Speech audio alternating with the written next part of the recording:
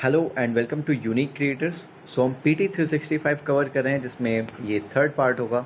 Already हम polity cover कर चुके हैं, देन हमने इंटरनेशनल रिलेशंस कवर किया था एंड नेक्स्ट हमारा पार्ट है इकोनॉमी का। ओके, सो अगर आपको कोई डाउट वगैरह पूछना है तो आप मेरे इंस्टाग्राम टेलीग्राम पे पूछ सकते हो। Let's get started here. First topic यहाँ पे ग्रोथ एंड डेवलपमेंट के अंडर है human development report HDR 2023-24। News में क्यों था? बिकॉज UNDP जो है यूनाइटेड नेशन डेवलपमेंट प्रोग्राम ने रिलीज़ किया है ह्यूमन डेवलपमेंट रिपोर्ट 2023-24 को, जिसका टाइटल था breaking the gridlock reimagining cooperation in a polarised world. Title आप हमेशा याद रखा करो। ओके, ह्यूमन डेवलपमेंट इंडेक्स की बात करते हैं यहाँ पे। ये पार्ट है ह्यूमन डेवलपमेंट रिपोर्ट का। ओके, SDI पब्लिश हो रहा है सिंस 1990 एंड ये फॉर्म करता है कोर SDR का, ह्यूमन डेवलपमेंट रिपोर्ट का। इसके बारे में जानते हैं। एक स्टैटिस्टिकल मेजर है जिसे यूज़ किया जाता है क्वांटिफाई करने के लिए कंट्री कितना अचीव की कंट्री की क्या अचीवमेंट है in 3 basic dimensions of human development. कौन से dimensions? Long and healthy life, knowledge and a decent standard of living. SDI कैसे कैलकुलेट किया जाता है? HDI वैल्यू डिटरमाइन की जाती है बाई एग्रीगेटिंग जो कंट्री के स्कोर्स होते हैं 4 इंडिकेटर्स पे। ओके, एंड जो इंडिकेटर्स होते हैं इन्हें कंपाइल किया जाता है एक सिंगल नंबर में between 0 and 1.0 based on dimension indices, जो कि हम इन्फोग्राफिक में देख सकते हैं। देखते हैं यहाँ पे ह्यूमन डेवलपमेंट इंडेक्स है, ये डायमेंशंस हैं long and healthy life, knowledge, decent standard of living. Indicators 4 हैं यहाँ पे, आप देख सकते हो। Life expectancy at birth, expected years of schooling, mean years schooling, GNI per capita. Then dimension index के यहाँ पे life expectancy index, education index, GNI index and ये ह्यूमन डेवलपमेंट इंडेक्स हो गई है। एंड देन यहाँ पे अदर चीज़ें दी हुई हैं। डेवलप किया था इसे पाकिस्तानी इकोनॉमिस्ट महबूब उल हक ने।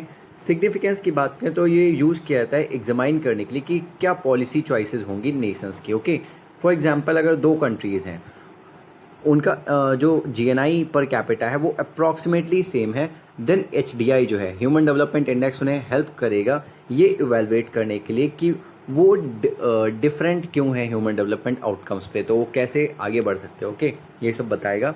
लिमिटेशंस की बात करें तो HDI कैप्चर करता है सिर्फ part of what human development entails. Okay, ये रिफ्लेक्ट नहीं करता इनइक्वालिटीज़ को, पोवर्टी को, ह्यूमन सिक्योरिटी को and empowerment etcetera. Okay, then यहाँ पे की फाइंडिंग्स इंडिया के रिगार्डिंग देखते हैं। HDI में जो रैंक इंडिया की इंप्रूव हुई है 134 हो गई है 2022 में फ्रॉम 135 इन 2021 एंड 130 थी 2018 में। SDI वैल्यू इंक्रीज हुई है 0.644 हो गई है 0.633 से इन 2021। लाइफ एक्सपेक्टेंसी एंड बर्थ 67.2 से 67.7 ईयर्स हो गई है। एक्सपेक्टेड ईयर्स ऑफ स्कूलिंग 12.6 हो गए हैं from 11.9। Mean years of schooling 6.57 हुए हैं, जो कि ये भी इंक्रीज हुआ है। Okay, gross national income per capita improve होके 6951 पहुंच गया फ्रॉम 6452।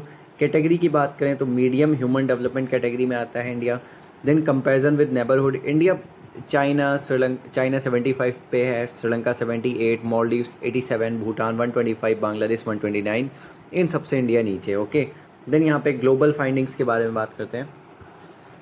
SDI की बात करें यहाँ पे तो 193 कंट्रीज़ को रैंक किया गया 2022 में। स्विट्जरलैंड फर्स्ट पे था, then Norway and then Iceland. Okay, wide हो रहा है ह्यूमन डेवलपमेंट गैप जो दो डेकेड से होता रहा है। पिछले अगर 2 दशकों से देखा जाए तो ये हो रहा था कि रिड्यूस हो रही थी inequalities between wealthy and poor Nations, but ये अब रिवर्स हो चुका है, बढ़ रही है इनइक्वालिटी, ऐसा बताया गया। ओके, राइज तो ये अगर ऐसे पूछ लें कि ये वाइड नहीं अभी भी डिक्रीज हो रहा है तो ऐसे UPSC पूछ सकता है, तो ऐसा नहीं है, रिवर्स हो रहा है trend. Okay, rise in trend of democracy paradox. Democracy paradox जो है वो बढ़ रहा है। ओके, ये क्या होता है पहले देखते हैं। ये ऐसा होता है पॉपुलेशन सोचती है positively about democracy but support leaders, but उन लीडर्स को सपोर्ट करती है जो डेमोक्रेसी को अंडरमाइन करते हैं। ओके, सो क्या होता है कि इस पैराडॉक्स के साथ जब कपल हो जाता है, मिक्स हो जाता है with sense of powerlessness and lack of control और गवर्नमेंट डिसीजन, तो ये फ्यूल कर देता है पॉलिटिकल पोलराइजेशन को and inward looking policy approaches आती हैं यहाँ पे। ओके, अदर मेजर इंडाइसेस देखते हैं जो मेजर करते हैं ह्यूमन डेवलपमेंट। कुछ इंपॉर्टेंट है, कुछ आपको छोड़ देनी चाहिए। ओके, देखते हैं यहाँ पे जेंडर इनइक्वालिटी इंडेक्स। ये जो है जेंडर से रिलेटेड है। आप समझ जाओगे कि reproductive health, empowerment and labour market जो है यहाँ पे की डायमेंशंस हैं। ओके, 3 की डायमेंशंस होते हैं GII जहाँ पे मेजर किया जाता है इन जेंडर इनइक्वालिटीज़। इंडिया की परफॉर्मेंस यहाँ पे अच्छी हुई है। 108 पे इंडिया पहुँच गया फ्रॉम 122 इन 2021। 2021 में 122 पे था, अभी 108 पे। Okay, multi dimensional poverty index की बात करें तो ये कैप्चर करता है मल्टीपल डिप्रिवेशंस। आप देखे होंगे वहाँ पे थ्री डायमेंशंस के अंदर 10 इंडिकेटर्स हैं। Okay, that people in developing countries face in their health, education and standard of living. More than 230 million people जो है, मीन्स 23 करोड़ से ज़्यादा लोग जो हैं मल्टी डायमेंशनली पुअर हैं 2021 के अकॉर्डिंग इंडिया में। जेंडर डेवलपमेंट इंडेक्स जीडीआई की बात करें तो ये मेजर करता है disparities on the HDI by gender. Okay, again gender की बात की गई है। इंडिया शो करता है एब्सोल्यूट डेविएशन जेंडर पैरिटी से, ओके, ऑफ मोर देन 10%। इतना इंपॉर्टेंट नहीं है ये सब।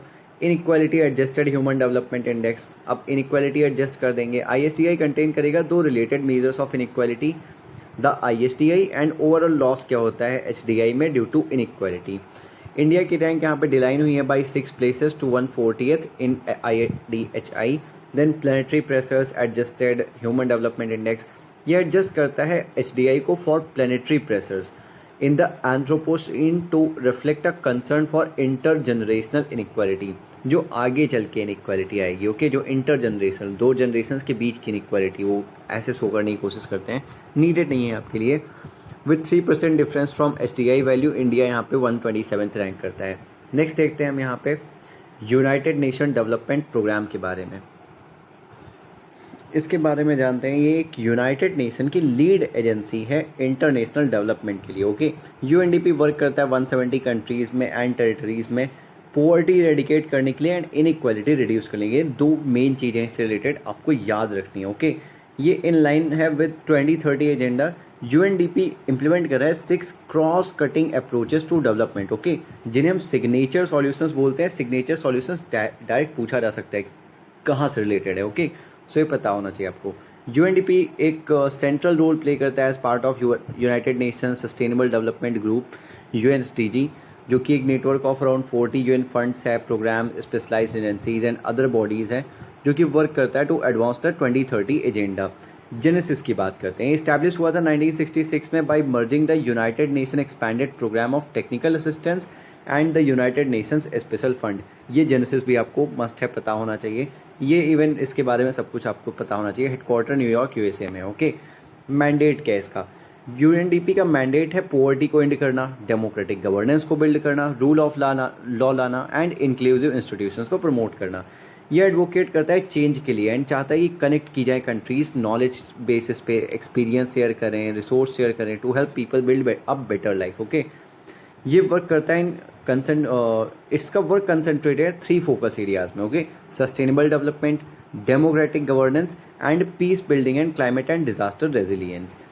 पब्लिकेशंस इसके कौन से हैं? Human development report and global multi dimensional poverty index है, जो कि ये OPHI के साथ मिलकर करता है पब्लिश। ओके, यूएनडीपी रिलाई करता है वॉलंटरी कॉन्ट्रीब्यूशंस पे from UN member states, multilateral organizations, private sector and other areas. Let's go to our next topic, that is Household Consumption Expenditure Survey HCES 2022-23। ये news में क्यों था? Because national sample survey office जो है NSSO, उसने release किया है house hold consumption expenditure survey 2022-23 after gap of 10 years. पिछली बार जो 2017-18 का आया था वो रिजेक्ट कर दिया गया था डेटा। ओके, इसलिए बोल रहे कि 10 ईयर्स बाद आया है मेनली, जो एक्सेप्ट किया है गवर्नमेंट ने। ओके, सो HCES के बारे में जानते हैं। ऑब्जेक्टिव क्या है? ये डिज़ाइन किया गया है to collect information. Okay, information हम जान सकें ऑन कंजम्पशन, कैसे कंज्यूम हो रहे हैं goods and services by households. Conduct किया जाता है by NSSO under MOSPI, ministry of statistics and programme implementation at regular intervals. Okay, 5-5 साल पे होता है। पहले जब इंडिपेंडेंस मिला था तब 1-1 साल पे होता था उस टाइम में। इनिशियली बात करें तो NSSO कंडक्ट किया जाता था कंडक्ट करता था HCES हर साल। ओके, स्टार्टिंग फ्रॉम 1950-51, इंडिपेंडेंस के थोड़ा सा बाद। हाउएवर सिंस 26th राउंड इसे कंडक्ट किया जाने लगा फिर रफली 5 साल के बाद। ओके, 2017-18 का जो सर्वे था डिस्कार्ड किया था गवर्नमेंट ने, citing data quality issues. Utility क्या है HCES की? ये इसे में जानने को मिलता है कि कंजम्पशन एंड एक्सपेंडिचर पैटर्न्स क्या है, स्टैंडर्ड ऑफ लिविंग क्या है एंड वेल बीइंग क्या है हाउस होल्ड्स की। ओके, ये एक की रोल प्ले करता है इन रिव्यूइंग क्रिटिकल इकोनॉमिक इंडिकेटर्स जैसे कि GDP, poverty levels and consumer price inflation क्या है। की फाइंडिंग्स ऑफ HCES 2022-23। देखो इसके बारे में जो भी दिया है यहाँ पे आपको पता होना चाहिए, बिकॉज 5-5 साल पे आ रहा है, तो जो भी इसमें लिखा हुआ है वो आपको ब्रॉड आइडिया या फिर अच्छे से आइडिया होना चाहिए। तो इस ये चीज़ें वो हैं जो रटी जा सकती हैं। ओके, इंपॉर्टेंट है। की finding of HCES 2022-23। Overall trend अगर देखेंगे तो एवरेज जो MPCE है, ये फुल फॉर्म याद कर लो, monthly per capita consumption expenditure, ये ये इंक्रीज हो रहा है सिंस 1999 टू 2000। ये 2.6 टाइम्स इंक्रीज हुआ है in case of rural areas and 2.5 times increase हुआ है in case of urban area since the last survey. Rural urban divide की बात करें तो एवरेज MPC जो है, monthly per capita consumption expenditure, ये 3773 है रूरल इंडिया में, 6459 है, 6459 अर्बन इंडिया में। रिच पुअर डिवाइड, जो रिचेस्ट 5% रूरल एंड अर्बन हैं वो nearly 8 and 10 times respectively spend करते हैं, ज़्यादा स्पेंड करते हैं than bottom 5% respectively. Okay, means जो रिच 5% होंगे रूरल एरियाज़ में वो 8 टाइम्स ज़्यादा खर्च करेंगे बॉटम 5% वालों से रूरल एरियाज़ के, and so on for urban.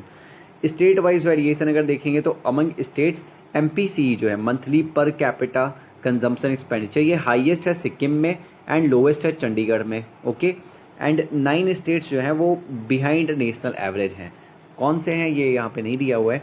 MPCE of agricultural house holds, consumption expenditure जो है एग्रीकल्चरल हाउस होल्ड्स का वो गिर गया है बिलो द रूरल एवरेज, और ये ऐसा पहली बार हुआ है कि रूरल एवरेज के भी नीचे चला गया है एग्रीकल्चरल हाउस होल्ड्स का कंजम्पशन एक्सपेंडिचर।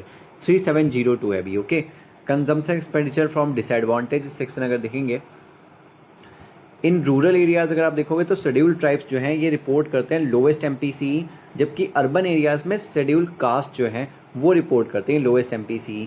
और यहाँ पे बोला है इन्होंने कि HCES 2022-23 जो है ये इंक्लूड करता है separate provision for the collection of information on the quantity of consumption of several items. कुछ आइटम्स की क्वांटिटी कंजम्पशन पे भी इन्होंने डेटा बनाया है।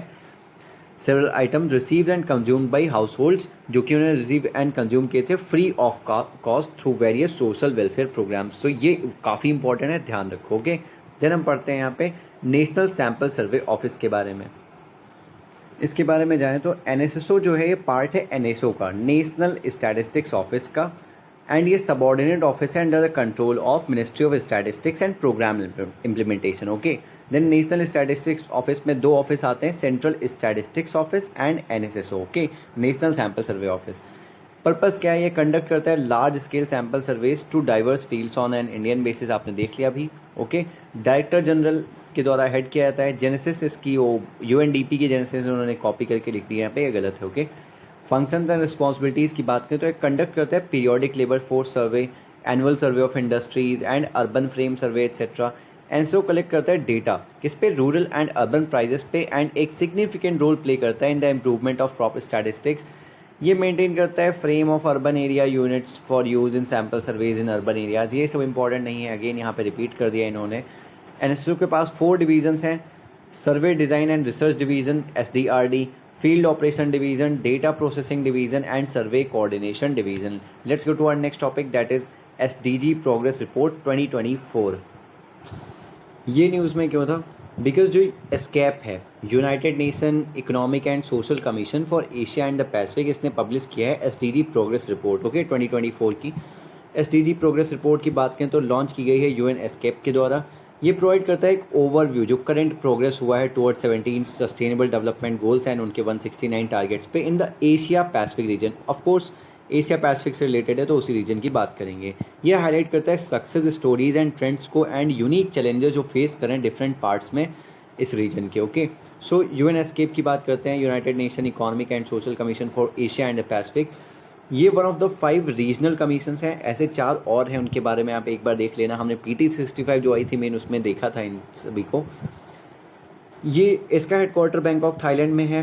Then United Nation Economic Commission for Asia and the Far East ECAFE जो था ये स्टैब्लिश हुआ था 1947 में, और इसी को रीनेम करके एस्केप रख दिया गया था 1974 में। ओके, 53 मेंबर स्टेट्स इसके अंडर हैं, 9 एसोसिएट मेंबर्स हैं।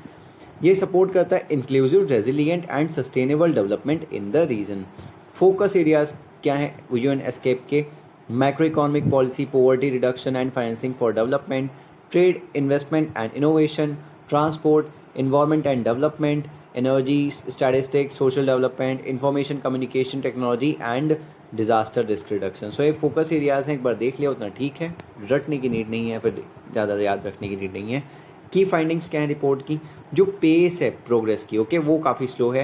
Eight the current pace the region will not achieve all 17 SDGs before 2062। 2062 तक जाके सारे SDG कंप्लीट कर पाएंगे लोग, अगर इस पेस के साथ चलेंगे, जो कि 32 ईयर डिले होगा, ओके।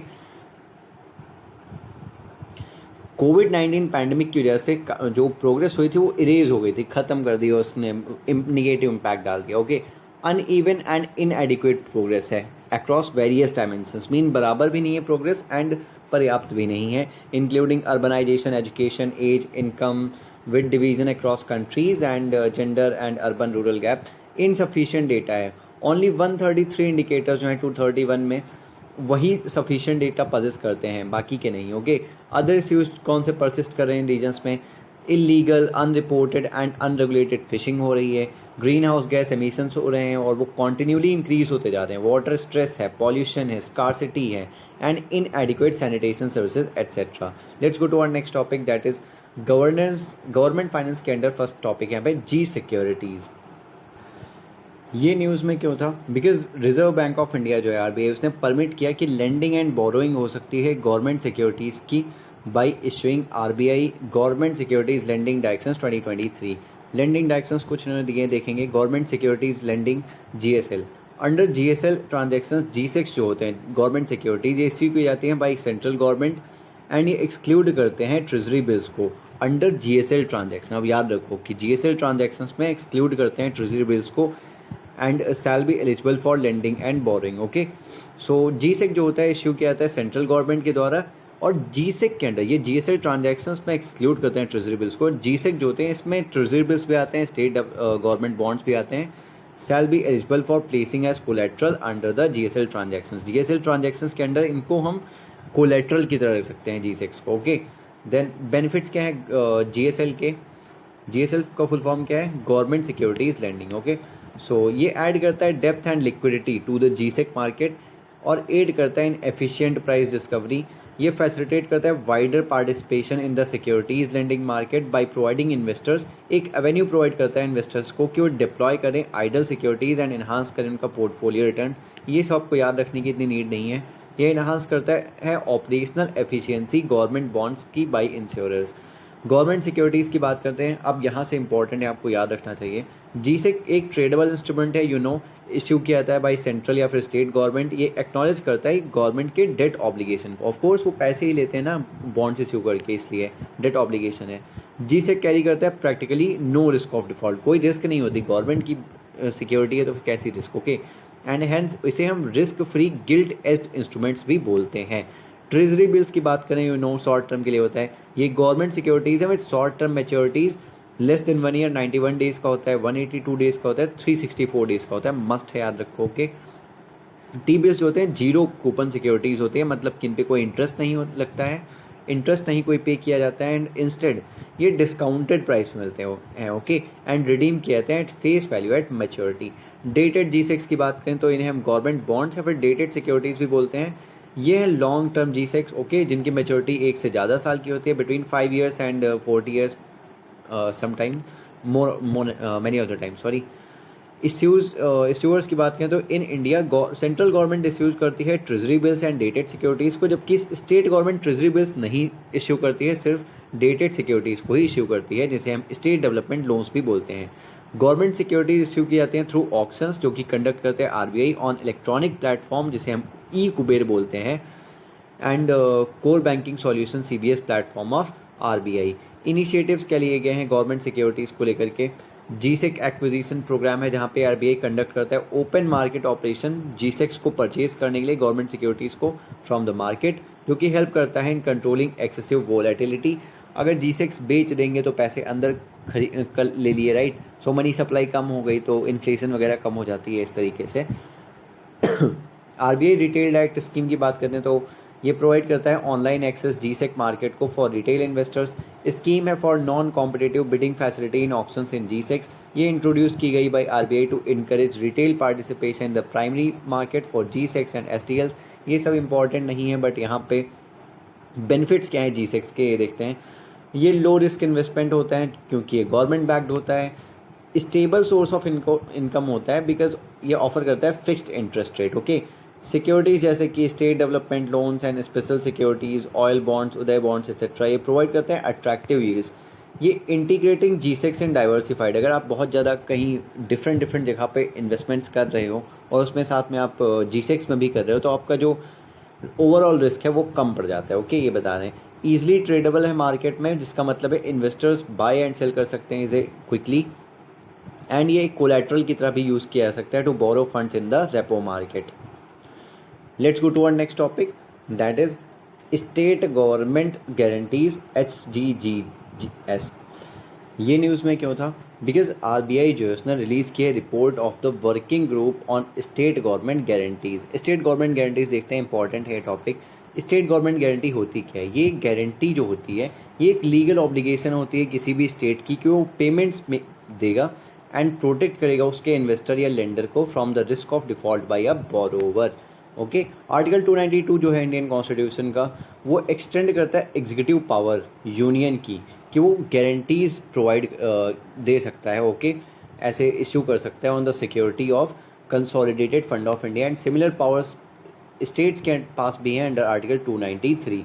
स्टेट गवर्नमेंट्स ऑफन अक्सर इश्यू करती हैं guarantees on behalf of various PSEs, public sector enterprises, cooperative institutions, urban local bodies etcetera. किस लिए करती हैं? फॉर फाइनेंसिंग डेवलपमेंटल स्कीम्स और प्रोजेक्ट्स। करंट स्टेटस अगर देखें हम स्टेट गवर्नमेंट गारंटीज़ का, तो एक्सटेंट क्या है? आउटस्टैंडिंग गारंटीज जो हैं 2018 से 21 तक की बात करें तो कॉन्स्टिट्यूट करती हैं 10% of the gross state domestic product for the majority of the state. Okay, और ये बढ़ता भी जा रहा है ओवर द ईयर्स। स्टेट्स जिनके पास relatively higher outstanding guarantee level है वो है सिक्किम 12%, तेलंगाना 12%, आंध्र प्रदेश 10.4%, उत्तर प्रदेश 8.8%। सेवरल स्टेट्स जो हैं, ज़्यादातर स्टेट्स में देखा जाता है कि पावर सेक्टर जो है यहाँ पे लार्जेस्ट शेयर होता है गारंटीज़ का। ओके, पोटेंशियल इम्पैक्ट क्या होगा राइजिंग स्टेट गारंटीज़ का? एक मोरल हैजार्ड है। गारंटीज जो होती हैं मोरल हैजार्ड क्रिएट करती हैं, leading to a guaranteed entity जो होती है वो सब ऑप्टिमल हो जाती है उसकी परफॉर्मेंस में। ओके, देन फिजिकल रिस्क की बात करें तो यहाँ पे बर्डन आ जाता है स्टेट फाइनेंसेस पे, जिसकी वजह से अनएंटिसिपेटेड कैश आउटफ्लोज होते हैं, इंक्रीज्ड डेट जो होता है वो बढ़ जाता है। Okay, and then crowding out private investment. जो एक्सेसिव गारंटीज होती हैं वो डिस्करेज करती हैं प्राइवेट लेंडर्स को कि वो डायरेक्टली फाइनेंस ना करें, प्रोजेक्ट्स वो नहीं करते हैं फिर, और इसकी वजह से क्या होता है कि बोरोइंग कॉस्ट जो होती है वो बढ़ जाती है गवर्नमेंट की। ओके, देन यहाँ पे इंपॉर्टेंस क्या है गवर्नमेंट गारंटीज़ का वो दिया हुआ है। ये इंप्रूव करती हैं वायबिलिटी प्रोजेक्ट्स या फिर एक्टिविटीज़ की जो की जाती हैं by government entities with significant social and economic benefits. ये इनेबल करता है पब्लिक सेक्टर कंपनीज़ को कि वो रिसोर्सेज रेज कर सकें एट लोअर इंटरेस्ट चार्जेस या फिर मोर फेवरेबल टर्म्स पे। फुलफिल करता है रिक्वायरमेंट इन केस अगर सॉवरेन गारंटी एक प्री कंडीशन है for concessional loans from bilateral और मल्टीलेटरल एजेंसी। ओके, ऐसा भी होता है कहीं कहीं पे, तो ध्यान रखना। Let's go to our next topic, that is banking. And banking के अंदर हमारा फर्स्ट टॉपिक है non performing assets, that is NPA।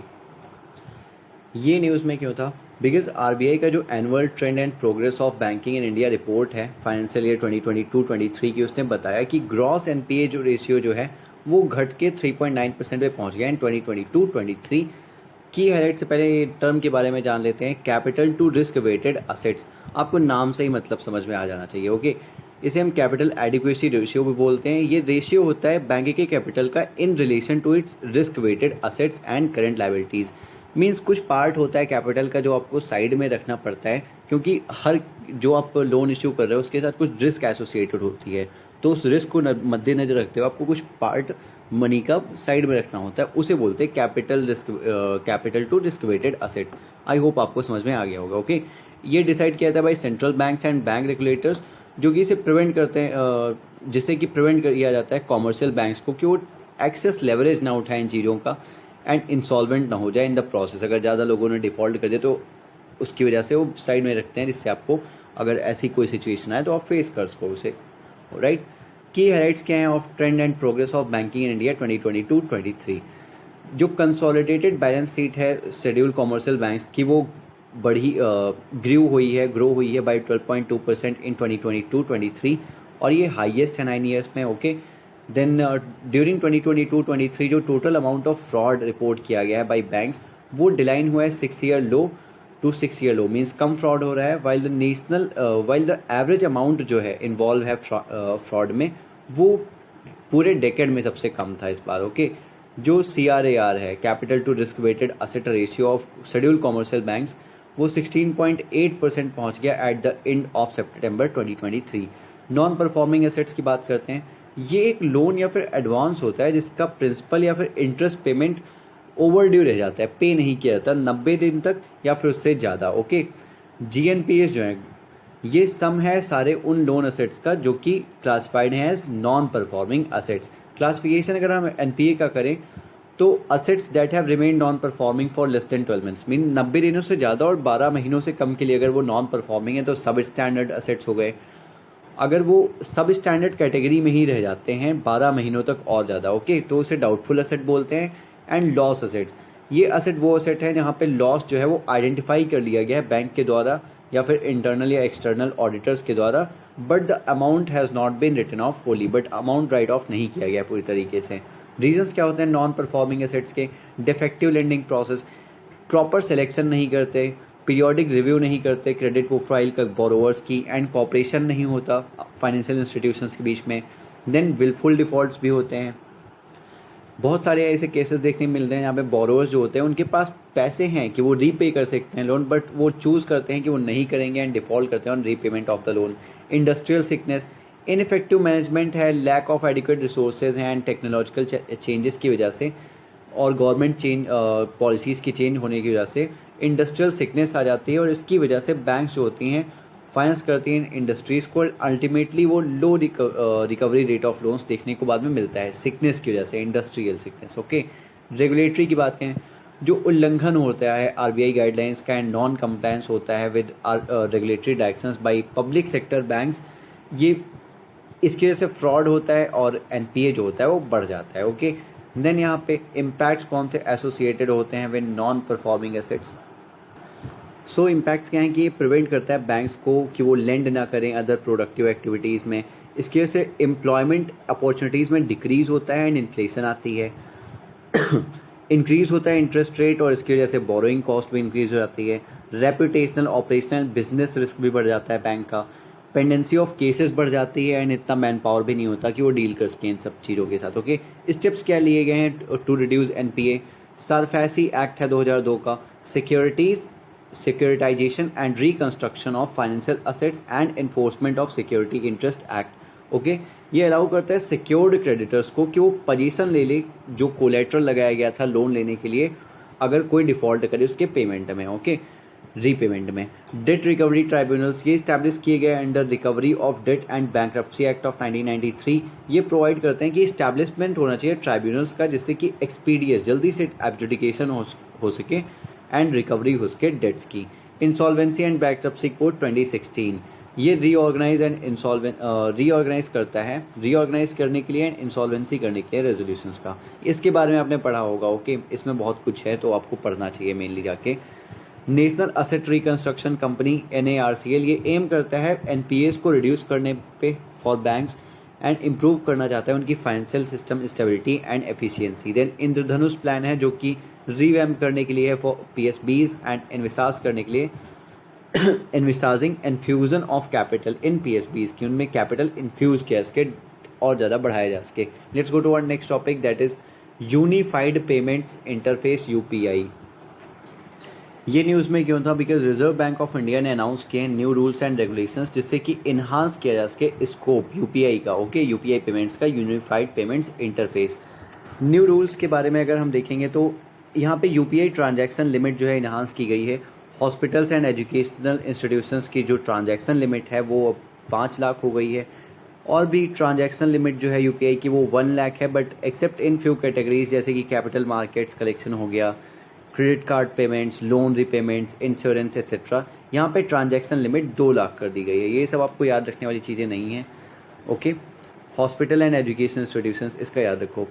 Increased e mandate for recurring online transaction, limits, ये लिमिट करता है एग्जीक्यूशन को, ई मैंडेट को without additional factor of authentification, कोई एडिशनल फैक्टर ऑफ ऑथेंटिकेशन नहीं होगा।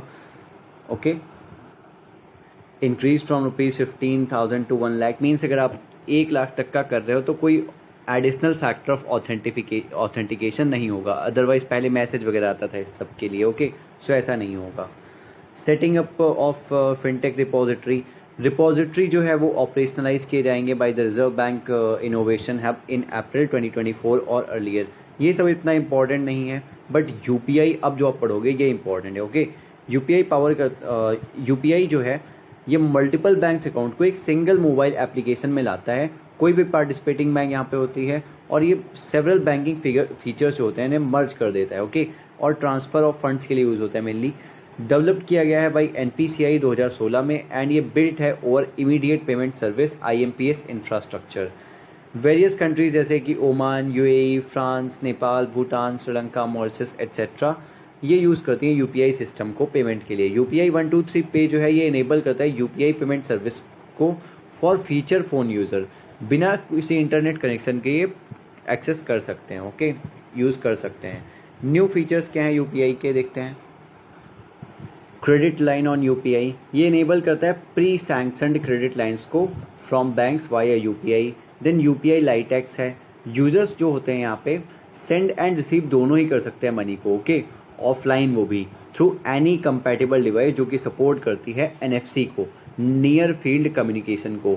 नियर फील्ड कम्युनिकेशन एक short range wireless connectivity technology है जो कि ट्रांसमिट करती है डेटा को थ्रू इलेक्ट्रोमैग्नेटिक रेडियो फील्ड्स, जिससे कि इनेबल किया जा सके दो डिवाइसेस को कि वो कम्युनिकेट कर पाएँ एक दूसरे के साथ।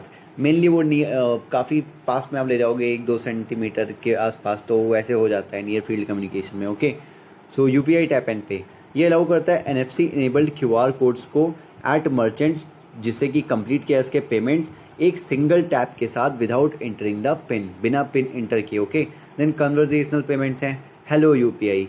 यूजर्स जो यहाँ पे है सिंपली वॉइस कमांड्स दे सकते हैं फंड ट्रांसफ़र के लिए। देन बिल पे कनेक्ट, यहाँ पे कस्टमर्स जो होते हैं वो fetch and pay their bill वगैरह पे कर सकते हैं by just sending hi message या फिर मिस कॉल करके। Okay, let's go to our next topic that is card networks in India. ये न्यूज़ में क्यों था? Because reserve bank of India ने ऑर्डर किया है सर्टेन कार्ड नेटवर्क्स को कि वो अनऑथराइज पेमेंट्स जो होते हैं उन्हें स्टॉप कर दें और ये यूज़ करते हैं बिजनेस कार्ड्स का। Okay, more on the news, authorise card networks जो होते हैं वो टाई अप करते हैं बैंक्स के साथ, नॉन बैंक्स के साथ, जिससे कि इश्यू किया जा सके debit card, credit card and prepaid card, and ये कनेक्ट करते हैं बैंक्स, मर्चेंट्स एंड कस्टमर्स को। यहाँ पे एक फ़ी भी चार्ज की जाती है बिजनेसेस को बाई कंपनीज जो कि प्रोसेस करती हैं debit and credit card transactions को, जिन्हें हम मर्चेंट डिस्काउंट रेट बोलते हैं। Okay, very important, merchant discount rate क्या होता है? बैंक्स टिपिकली डोमिनेट करती हैं choice of card networks, okay, जो कि इश्यू किए जाते हैं उनके कस्टमर्स को, जबकि आरबीआई ने अब बोल रखा है कार्ड इश्यूअर्स को कि वो प्रोवाइड करें कस्टमर्स को ऑप्शन कि उन्हें कौन सा कार्ड चूज़ करना है from October 1, 2023। Card network market in India अगर देखेंगे तो authorised card networks in India visa, master card, RuPay, dinners club and American express हैं। रुपे जो है ये इंडिया का इंडिजिनस पेमेंट नेटवर्क है जो कि एनपीसीआई ने लॉन्च किया था, जिससे कि फैसिलिटेट किया जा सके इंडिया की एंट्री को into the global payments market. Debit card segment की बात करें तो ये डोमिनेट किया जाता है भाई रुपे कार्ड, जिसके पास अराउंड 700 मिलियन कार्ड्स हैं एंड 65% मार्केट शेयर है। Then visa and master card जो हैं ये डोमिनेट करते हैं क्रेडिट कार्ड मार्केट को, accounting for 90%। National payments corporation of India के बारे में देखते हैं, जेनेसिस। एनपीसीआई जो है ये एक इनिशिएटिव है आरबीआई का एंड इंडियन बैंक्स एसोसिएशन का under the provisions of the payments and settlement act 2007 for creating, जैसे कि एक robust payment and settlement infrastructure create किया जा सके इन इंडिया। स्टैट्यूटरी की बात करें तो it has been incorporated as a not for profit company under the provisions of section 25 of companies act 1956, जो कि अब सेक्शन 8 हो चुका है कंपनीज एक्ट 2013 के अंडर। पेमेंट्स प्रोडक्ट जो कि डेवलप किए गए हैं बाई एनपीआई, उसमें कौन कौन से आते देखते हैं। आईएमपीएस आता है, इमीडिएट पेमेंट सर्विस, ये सब नाम आप याद रखो। Okay, national automated clearing house NACH, then Aadhaar enabled payment system AEPS and unified payment interface that is UPI etcetera. Then यहाँ पे देखते हैं regulation of card network ecosystem in India. RBI as prime regulator, RBI responsible है oversee करने के लिए, देखने के लिए एंड रेगुलेट करने के लिए पेमेंट सिस्टम को in India, okay, including card networks under the PSS act, permanent payment and settlement system act 2007। Governing legislation की बात करें तो पीएसएस एक्ट 2007 जो है ये डिफाइन करता है पेमेंट सिस्टम को एज अ सिस्टम जो कि इनेबल करता है पेमेंट, ओके, जो कि इफेक्ट होता है between a pair and a beneficiary. यहाँ पे कुछ स्टेप्स भी होते हैं जैसे कि क्लियरिंग, पेमेंट, सेटलमेंट सर्विस या फिर सारे होते हैं, ओके। पेमेंट सिस्टम इंक्लूड करता है सिस्टम जो कि इनेबल करता है credit card operation, debit card operation, smart card operation, money transfer operation या फिर सिमिलर ऑपरेशन। ऑल्दो ये डेफिनीशन जो है इंक्लूड नहीं करती एक स्टॉक एक्सचेंज को, ओके।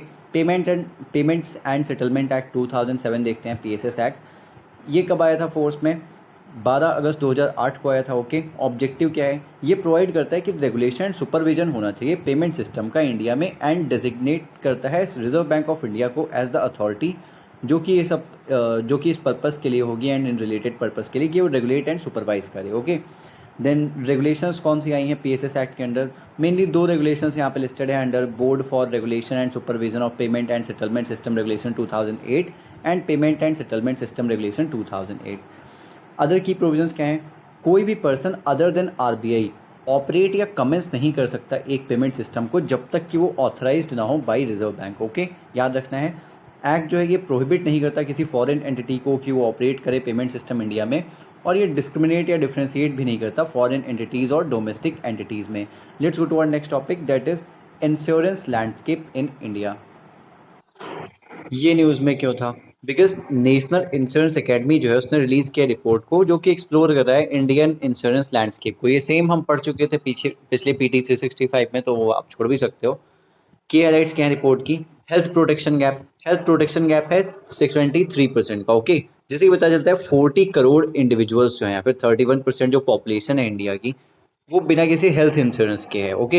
हेल्थ प्रोटेक्शन गैप क्या होता है? ये डिफरेंस होता है बिटवीन जो level of health care cost जो कि रिक्वायर्ड है जिससे कि मीट किया के कंज्यूमर की नीड्स को वर्सेस जो अमाउंट अवेलेबल है to cover these cost, okay, उनके बीच का डिफरेंस जो है वो है health protection gap. Protection gap अगर बात करें यहाँ पे तो 87% जो लाइफ इंश्योरेंस प्रोटेक्शन गैप है एंड मोर्टेलिटी प्रोटेक्शन गैप जो है वो एक्सीड कर रहा है 90% को in 26 to 35 age group across the country. Insurance protection gap किसे बोलते हैं? ये मेजर करता है डिफरेंस को अगेन बिटवीन की ऑप्टिमल इंश्योरेंस कवरेज क्या है एंड एक्चुअल कवरेज क्या है कंट्री में, okay. Then mortality protection gap, ये डिफरेंस है बिटवीन द कवर जो कि टिपिकली रिक्वायर्ड होता है किसी भी फैमिली को एंड रिसोर्सेज जो उसे चाहिए होती हैं अवेलेबल हों should a wage earner pass away suddenly. अगर उसके घर का वेज अर्नर अचानक से उसकी डेथ हो जाती है तो उसके पास क्या रिसोर्सेज एंड क्या कुछ चीज़ें रिक्वायर होंगी उसकी बात करता है, ओके। क्या उस फैमिली की रिक्वायरमेंट्स होंगी अगर अचानक से डेथ हो जाती है। Then natural catastrophe insurance, almost 95% जो पॉपुलेशन है उसके पास इंडिया में नेचुरल कैटेस्ट्रोफ इंश्योरेंस नहीं है। Then pension and annuity coverage, 24% जो एनरोल्ड हैं, ओनली 24% ऐसे पर्सन हैं जो एनरोल्ड हैं किसी भी एम्प्लॉयमेंट रिटायरमेंट स्कीम में, एम्प्लॉय रिटायरमेंट स्कीम में। एंड देन क्रॉप इंश्योरेंस, जो इंश्योर्ड फार्मर्स हैं इंडिया में वो डिलाइन हो चुके हैं फ्रॉम 6.1 टू 5.2 करोड़ इन 2023। अब कोई क्रॉप इंश्योरेंस इतना नहीं हो रहा है। इंश्योरेंस सेक्टर की बात करें इंडिया में तो 10th लार्जेस्ट मार्केट है India globally in terms of total premium volumes. Economic survey 2022-23 की बात करें तो इंश्योरेंस पेनिट्रेशन जो है इंडिया में वो इंक्रीज हुई है from 2.7% in 2000 to 4.2% in 2021। Insurance penetration क्या होता है? ये परसेंटेज होता है ऑफ टोटल प्रीमियम्स जो कि कलेक्ट किए जाते हैं to the country's GDP, okay. Insurance density, ये इंडिया में इंक्रीज हुई है फ्रॉम $11.1 इन 2001 टू $91 इन 2021। ये रेशियो होता है उन प्रीमियम्स का जो कि कलेक्ट किया था by insurance companies to the country's population, okay. ये थोड़ा आप दोनों याद रखो, ये इनकी इंपॉर्टेंट डेफिनेशंस हैं। Then regulation of the insurance sector in India, insurance act 1938 ये प्रोवाइड करता है एक लेजिस्लेटिव फ्रेमवर्क जिससे कि फंक्शनिंग हो सके इंश्योरेंस बिजनेसेस की, ओके। देन IRDAI है, insurance regulatory and development authority of India. ये एक स्टैट्यूटरी बॉडी है very important, established under the provisions of IRDA Act 1999 जिन इसके फंक्शन क्या है, रेगुलेट करना, प्रमोट करना एंड इंश्योर करना कि ऑर्डरली ग्रोथ हो रही है इंश्योरेंस बिजनेस की एंड री इंश्योरेंस बिजनेस की, दोनों ही। Okay, insurance and re insurance. Insurance division ये आता है मिनिस्ट्री ऑफ फाइनेंस के अंडर एंड रिस्पॉन्सिबल है पॉलिसी फॉर्मुलेशन के लिए एंड एडमिनिस्ट्रेशन के लिए of various insurance related legislation. National insurance academy ये स्टैब्लिश हुई थी 1980 में, जिससे कि रिसर्च एंड डेवलपमेंट हो सके insurance, pension and allied fields में। Let's go to our next topic, that is Reserve Bank integrated ombudsman scheme, RBIOS। ये न्यूज़ में क्यों था? Because reserve bank of India ने रिलीज की थी annual report of the ombudsman scheme 2022-23। आपको broadly पता होना चाहिए, इतना डीप पढ़ने की नीड नहीं होती इन सब टॉपिक्स को। कंप्लेंट्स अराउंड 7 लाख कंप्लेंट्स जो है रिसीव की गई by ORBIOs and CRPC during financial 22-23। And mode of complaint क्या था? मेनली डिजिटल मोड में था। अराउंड 85.64% जो टोटल कंप्लेंट्स थी वो डिजिटल मोड के जरिए थी। Disposal rate 98%, overall disposal rate जो था वो 98% था। एंड मेजॉरिटी ऑफ जो मेंटेनेबल कंप्लेंट्स थे वो डिस्पोज किए गए through mutual settlement, conciliation and mediation.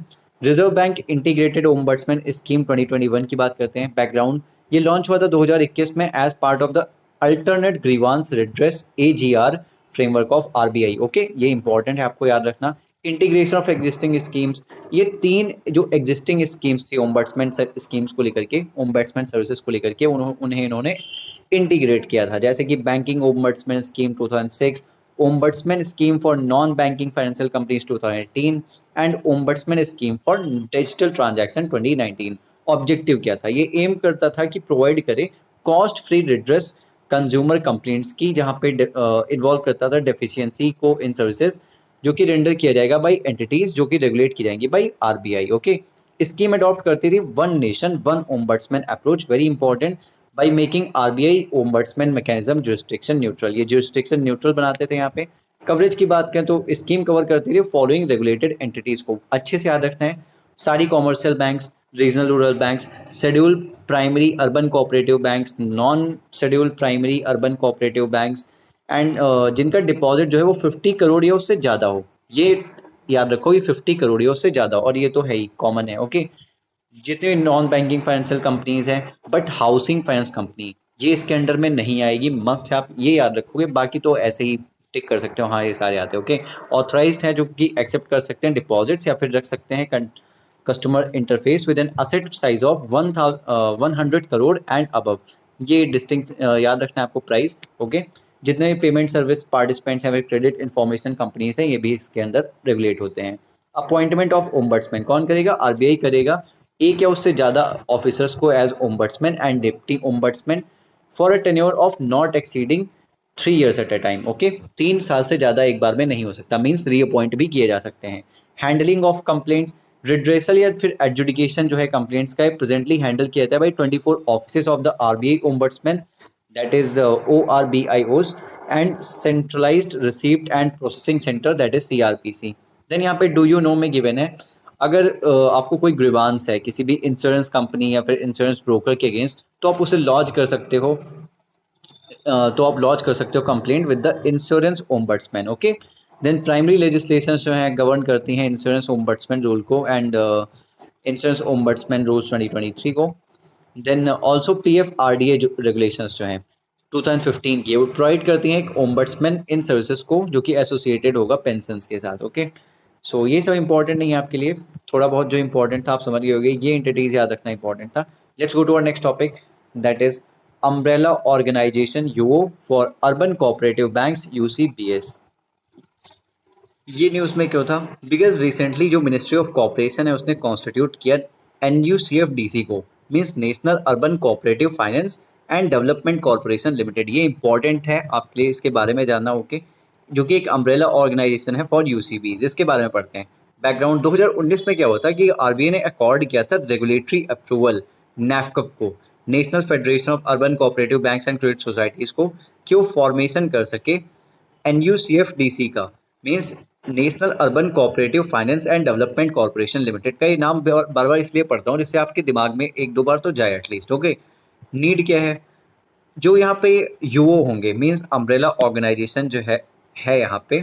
Okay, ये क्या करेगा कि ये सर्व करेगा एक गेटवे की तरह, जिससे कि रिजॉल्व किया जा सके इश्यूज को किसके इश्यूज को? अर्बन कोऑपरेटिव बैंक्स के इश्यूज को, यूसीबीज के। ओके, यहाँ पे अम्ब्रेला ऑर्गेनाइजेशन प्रोवाइड करेगा एक alternative to the merger of smaller UCBs. पहले अर्बन कोऑपरेटिव बैंक्स में कोई इश्यू हुआ तो उसे मर्ज कर देते थे, अब ऐसा नहीं होगा, जिससे कि इम्प्रूव कर सकेंगे इकोनॉमी ऑफ स्केल को। ये रिपोर्ट में बताया गया by RBI expert committee 2021। Legal status की बात करें अगर हम एनयूसीएफडीसी के, तो ये एक अम्ब्रेला ऑर्गेनाइजेशन रजिस्टर्ड है with RBI as type 2 non banking financial company, non deposit taking. यहाँ पे डिपॉजिट्स नहीं लिए जाते। Okay, type 2 non deposit taking NBFCs क्या होती हैं? ये एक्सेप्ट करते हैं या फिर इंटेंड करते हैं टू एक्सेप्ट पब्लिक फंड्स, या फिर इनका कस्टमर इंटरफेस होता है। ओके, ये याद रखो।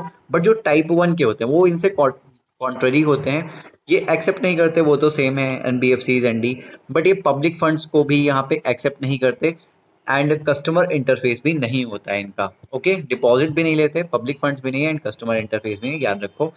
ये अलाउ करेगा कि ऑपरेट कर सके, क्या ऑपरेट कर सके? एनयूसीएफडीसी जो है ये ऑपरेट कर सके एक सेल्फ रेगुलेटरी ऑर्गेनाइजेशन के लिए फॉर द सेक्टर। ओके, ये अलाउड होगा यहाँ पे। मेजर फंक्शंस क्या बताए गए हैं एनयूसीएफडीसी के रिगार्डिंग? ये ऑफर करेगा लिक्विडिटी एंड कैपिटल सपोर्ट। यहाँ पे रेस करने के लिए कैपिटल प्लान्स होंगे with plans to reach a capital base of rupees 300 crore to support UCBs, जिससे कि अर्बन कोऑपरेटिव बैंक्स को सपोर्ट किया जा सकेगा। ओके, एनयूसीएफडीसी जो है ये ऑफर कर सकता है fund management and other consultancy services to UCBs. Okay, facilitate करेगा रेगुलेटरी कंप्लायंस को, मींस प्रिपेयर करेगा स्मॉल बैंक्स को जिससे कि वो कंप्लायंस हो सके with the banking regulation act of 1949। Then ये डेवलप करेगा एक शेयर्ड टेक्नोलॉजी प्लेटफॉर्म। ये इनेबल करेगा मेनली यूसीबीज को, अर्बन कोऑपरेटिव बैंक्स को, कि वो अपनी रेंज ऑफ सर्विसेज जो है उन्हें बढ़ाएं, वाइडन करें at a relatively lower cost, कम पैसों में। ओके, देन यहाँ पे हम पढ़ते हैं नैफकप के बारे में, national federation of urban cooperative banks and credit societies limited, genesis. ये एक नेशनल कोऑपरेटिव सोसाइटी है जो कि 1977 में रजिस्टर हुआ था under the multi state cooperative societies act of 90 societies act. Then NAFCUB जो है ये अपेक्स लेवल प्रमोशनल बॉडी है अर्बन कोऑपरेटिव बैंक्स की एंड क्रेडिट सोसाइटीज लिमिटेड की हमारे कंट्री में। ओके, तो ये आपको चीज़ें याद रखनी है। Okay, apex level promotional body है। एक्टिविटीज़ क्या है इसकी, ये सब याद रखने की जरूरत नहीं। Training programmes, research conclaves, core banking solution initiative. Members भी याद रखने की नीड नहीं, ये ओपन है to UCBs and urban credit societies, the state federation और association of urban banks and credit societies, national cooperative union of India and any other organisation जो कि यूजफुल है for furtherance of the objects of the federation with the approval of the central registrar of cooperative societies, not needed. कोई भी individual जो है, ये important है कि कोई भी इंडिविजुअल जो है वो एलिजिबल नहीं होगा for membership of the federation. कौन सा federation? NAFCUB. Okay, so next चलते हैं, let's go to our next topic, that is national bank for financing infrastructure and development, that is NaBFID. ये न्यूज़ में क्यों था? Because union minister of finance जो है उन्होंने चेयर की एक मीटिंग जिससे कि रिव्यू किया जाए इसके परफॉर्मेंस, किसका? नैपफेड का, national bank for financing infrastructure and development. नाम से ही पता चलना चाहिए कि ये फाइनेंस करेगा, फाइनेंसिंग मैकेनिज्म है यहाँ पे इंफ्रास्ट्रक्चर को लेके एंड डेवलपमेंट को लेके। ओके, की हाईलाइट्स क्या है डिस्कशन के? Long term infrastructure financing. अब तक की अगर बात करें तो नैपफेड ने टोटल सैंक्शन किए हैं 86,000 करोड़ रुपीस का। ओके, जिसमें जो 50% जो सैंक्शन प्रोजेक्ट्स हैं वो लॉन्ग टेन्योर के, 50 से 20 साल के हैं। ओके, कोलैबोरेशन, नैफेड कोलैबोरेट करता है बहुत सारे मल्टीलेटरल इंस्टीट्यूशंस के साथ जिससे कि फैसिलिटेट किया जा सके लॉन्ग टर्म क्रेडिट लाइंस को एंड नॉलेज शेयरिंग को etcetera. Then advisory services, NaBFID collaborate करता है इंटरनेशनल फाइनेंस कॉर्पोरेशन के साथ जिससे कि वो ऑफर कर सके ट्रांजैक्शन एडवाइजरी सर्विसेज। नैफेड के बारे में जानते हैं, national bank for financing infrastructure and development establishment. NaBFID set up हुआ था 2021 में by an act of parliament, ये पता होना चाहिए आपको, the national bank for financing infrastructure and development act 2021। इसका हेड ऑफिस है मुंबई में। डेवलपमेंट फाइनेंशियल इंस्टीट्यूशन, नैफेड एक स्पेशलाइज्ड डीएफआई है, डेवलपमेंट फाइनेंस इंस्टीट्यूशन, जो कि आपने उसके नाम में देखा। ओके, जो कि एम करता है इन सपोर्ट करने में इंडिया के इंफ्रास्ट्रक्चर सेक्टर को। ऑब्जेक्टिव क्या है इसका? ये एड्रेस करता है गैप्स को in long term non recourse finance for infrastructure development. ये स्ट्रेंथन करता है डेवलपमेंट, स्ट्रेंथन करता है the development of bonds and derivative market, जो इंडिया की बॉन्ड एंड डेरिवेटिव मार्केट जो है उसे स्ट्रेंथन करता है। ओके, सस्टेनेबली बूस्ट करता है कंट्री की इकोनॉमी को। देन रेगुलेशन, ये रेगुलेट किया जाता है एंड सुपरवाइज किया जाता है बाय आरबीआई। ऑफ कोर्स उसी वही करेगा क्योंकि काफ़ी बड़ी एंटिटी है, ओके। और एक ऑल इंडिया फाइनेंशियल इंस्टीट्यूशन की तरह, एआईएफआई की तरह, under section 45L and 45N of the RBI act 1934 respectively. Share holding की बात करें तो इंटायर शेयर होल्डिंग जो है इंस्टीट्यूशन की वो करंटली गवर्नमेंट के हाथ में है। अकॉर्डिंग टू नैपफेड एक्ट अगर बात करें तो सेंट्रल गवर्नमेंट के पास लगभग कम से कम 26% शेयर होना चाहिए एंड अदर शेयर्स वो रखे जा सकते हैं with multilateral institutions, sovereign wealth funds, pension funds, insurers, financial institutions, banks and other prescribed institutions. Then एक तो ये फाइनेंशियल इंस्टीट्यूशन हो गया। अदर 4 फाइनेंशियल इंस्टीट्यूशंस कौन से हैं ये पता होने चाहिए आपको, ओके। एग्जिम बैंक है, देन नाबार्ड है, national bank for agriculture and rural development, national housing bank है, सिडबी है, small industries development bank of India. Let's go to our next topic that is pension fund regulatory and development authority, PFRDA. ये news में क्यों था? Because pension fund regulatory and development authority जो है PFRDA, उसने notify किया है दो रेगुलेशंस को, national pension system trust second amendment regulation 2023 and pension fund amendment regulation 2023। ये इतने इंपॉर्टेंट नहीं है एग्जाम के लिए, ओके।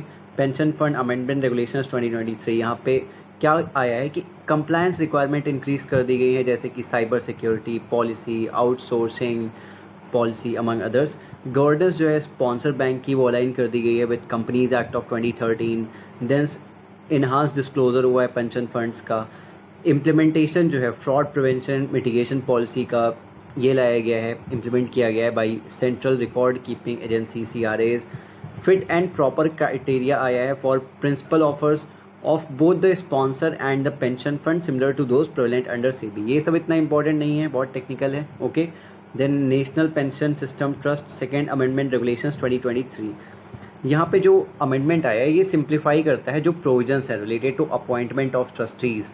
पीएफआरडीए क्रिएट करता है एनपीएस ट्रस्ट को under the Indian trust act of 1882 and assign करता है इसे एक इंटरमीडिएट की तरह जो रिस्पॉन्सिबल है for monitoring and caring for NPS funds. जब जो ये ट्रस्टीज़ बैंक होते हैं जब ये प्रपोज करते हैं चेंज इट्स इनके स्टेटस या कॉन्स्टिट्यूशन में, तो या इन्हें ऑब्टेन करना पड़ेगा प्रायर अप्रूवल किसका? पीएफआरडीए का, okay. Pension fund and regulatory pension fund regulatory and development authority का।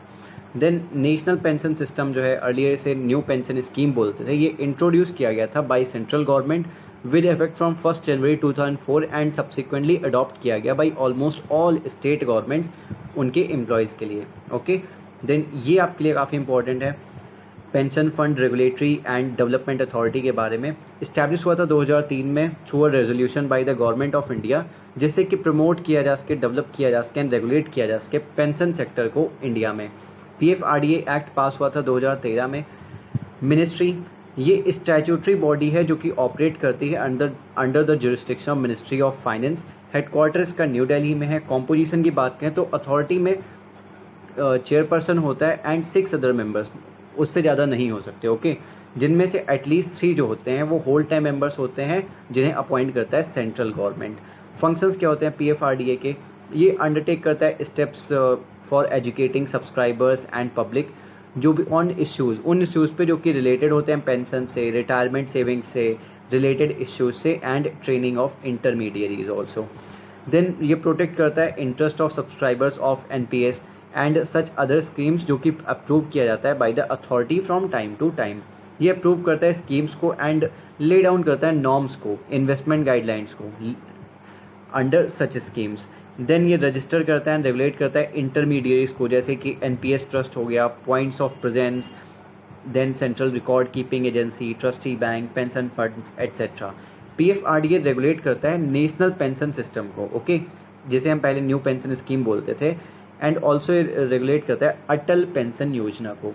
Let's go to our next topic that is other developments in the banking sector. First है यहाँ पे प्रोजेक्ट गाया। ये सब टर्म्स काफ़ी इंपॉर्टेंट होते हैं, तो हमेशा टर्म्स क्या है उसका मतलब ये आप ध्यान रखो। सेंट्रल बैंक ने अनवेल किया प्रोजेक्ट गाया, जिससे कि इवेलुएट किया जा सके क्लाइमेट फाइनेंशियल रिस्क को। Very important. प्रोजेक्ट गाया क्या है? ये कोलैबोरेशन है between bank for international settlements innovation hub euro system centre bank of Spain etcetera. ये लेवरेज करता है जनरेटिव आर्टिफिशियल इंटेलिजेंस को, पार्टिकुलरली लार्ज लैंग्वेज मॉडल्स को, जिससे कि फैसिलिटेट किया जा सके एनालिसिस को of climate related risk in the financial system. Next है यहाँ पे DSIBs, domestic systemically important banks. Okay, ये रिजर्व बैंक ऑफ इंडिया जो है ये रिलीज किया है इसने 2023 list of domestic systemically important banks DSIBs. DSIBs जो हैं ये सिस्टमिकली इम्पॉर्टेंट हैं बिकॉज इनकी साइज जो है या फिर क्रॉस जुरिस्डिक्शनल एक्टिविटीज़ जो हैं, complexity and lack of substitute, कोई सब्सटीट्यूट नहीं है इसका। जैसे कि ICICI एक काफ़ी इंपॉर्टेंट बैंक है, कोई सब्सटीट्यूट नहीं होगा उसका, right. And interconnection, it also means that bank जो होती है वो इतनी बड़ी है कि वो फेल नहीं होने वाली। ओके, काफ़ी फैला हुआ उसका जो भी है। डिक्लेरेशन और रेगुलेशन ऑफ डीसिप्स, ये based on DSIBs framework of RBI which was released in 2014। ये फ्रेमवर्क बेस्ड है on Basel committee on banking supervisions BCBS framework for dealing with DSIBs. Bank यहाँ पे 5 बकेट्स में प्लेस की जाती हैं as per latest list. India की जो डीसिप्स हैं वो है स्टेट बैंक ऑफ इंडिया जो कि बकेट 4 में है, SDFC बकेट 2 में है, ICICI बैंक बकेट 1 में है। In case of foreign bank, अगर in case of foreign bank उसकी ब्रांच प्रेजेंस है इंडिया में, is a global systemically important bank, वो GSIB है, तो उसे मेंटेन करना पड़ेगा एडिशनल CET1 कैपिटल सरचार्ज। जानने की नीड नहीं है, बस याद रखो कुछ एक्स्ट्रा एडिशनल क्राइटेरिया फॉलो करने पड़ते हैं। Okay, then financial stability board जो है ये रिलीज़ करता है list of GSIBs, very important. Then model based learning, RBI governor जो हैं उन्होंने सावधान किया बैंक्स को एंड NBFCs को against model based algorithm lending.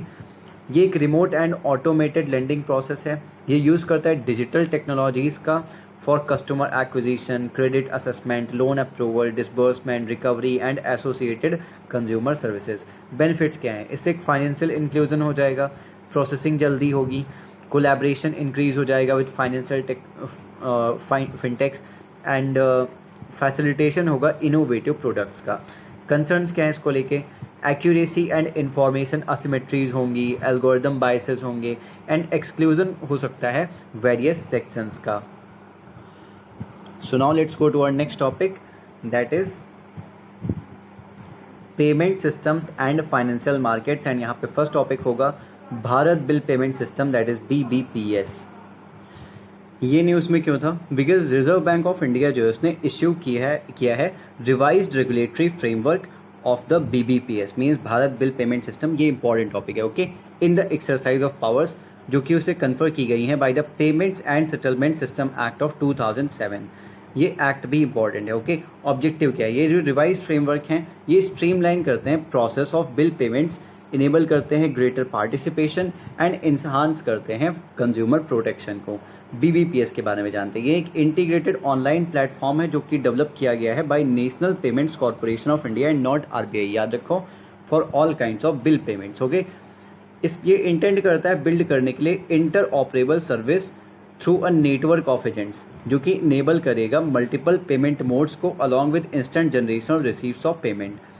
ये ऑपरेट करेगा एक टायर्ड स्ट्रक्चर में with NPCI Bharat bill payment limited NBBL एक सेंट्रल यूनिट की तरह काम करेगी, BBPCO and Bharat bill payment operating units जो हैं BBPOUs, ये ऑपरेशनल यूनिट्स होंगे। यहाँ पे एक BBPOU जो है Bharat bill payment operating units, ये फंक्शन करेंगी या तो बिलर ऑपरेटिंग यूनिट्स की तरह BOU की तरह, या फिर कंज्यूमर ऑपरेटिंग यूनिट की तरह COU की तरह, या फिर दोनों की तरह, ओके।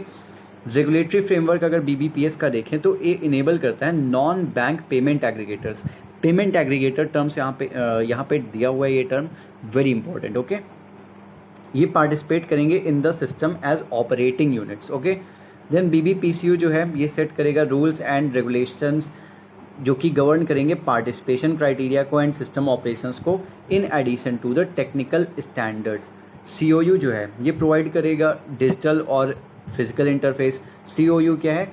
कंज्यूमर ऑपरेटिंग यूनिट, ये प्रोवाइड करेगा डिजिटल या फिर फिजिकल इंटरफेस को टू देयर कंज्यूमर्स, जबकि जो BOU होगा बिलर ऑपरेटिंग यूनिट, ये रिस्पॉन्सिबल होगा for onboarding billers to BBPS। Related news में देखें तो पेमेंट एग्रीगेटर्स दिया हुआ है, जस्पे, जोहो एंड डिसेंट्रो जो है उन्होंने रिसीव किया है फाइनल ऑथराइजेशन आरबीआई से for payment aggregators licences. Okay, ये होते क्या हैं?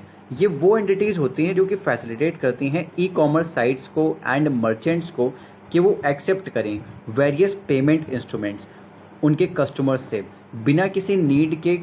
यहाँ पे मर्चेंट को मतलब कि नीड नहीं होगी कि वो क्रिएट करे एक सेपरेट पेमेंट इंटीग्रेशन सिस्टम उसका खुद का, ये इनके जरिए भी पैसे ले सकते हैं। Okay, so in this process वो रिसीव करेंगे पेमेंट कस्टमर्स से एंड देन पूल करेंगे और ट्रांसफ़र कर देंगे मर्चेंट्स को। कौन यहाँ पे रिसीव करेगा पेमेंट? पेमेंट एग्रीगेटर रिसीव करेगा। ओके, पेमेंट एग्रीगेटर्स जो हैं ये डिफरेंट हैं पेमेंट गेटवेज से, क्योंकि जो पेमेंट गेटवेज हैं ये सिर्फ टेक्नोलॉजी इंफ्रास्ट्रक्चर ही प्रोवाइड करते थे जो फैसिलिटेट करता था पेमेंट ट्रांजैक्शन को without any involvement in fund handling. Fund handling नहीं करते थे payment gateways, but payment aggregators करेंगे ऐसा।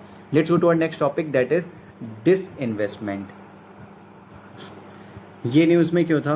Because centre is likely to miss. Centre का जो टारगेट था डिसइन्वेस्टमेंट का करंट ईयर का, वो मिस होता हुआ दिख रहा है, क्योंकि उसने बोला था कि वो अराउंड 51,000 करोड़ जो है वो उसका टारगेट था डिसइन्वेस्टमेंट करने का, बट अभी तक सिर्फ 10,000 करोड़ ही हुआ है। Okay, so what is it? क्या है डिसइन्वेस्टमेंट? डिसइन्वेस्टमेंट का मतलब होता है जो गवर्नमेंट है या फिर कोई ऑर्गेनाइजेशन है वो सेल कर रही है उसके स्टेक, ओके, जो भी कंपनी में है उसके।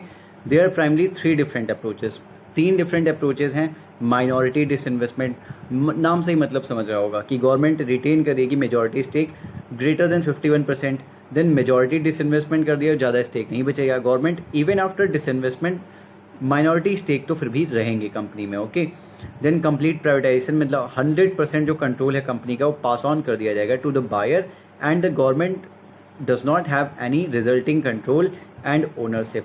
देन क्यों किया जाता है ऐसा? इससे फिस्कल बर्डन जो है वो रिड्यूस होता है और जो यहाँ से जो भी जनरेट होगा कैपिटल वो यूज़ किया जा सकता है इन फाइनेंसिंग फिस्कल डेफिसिट।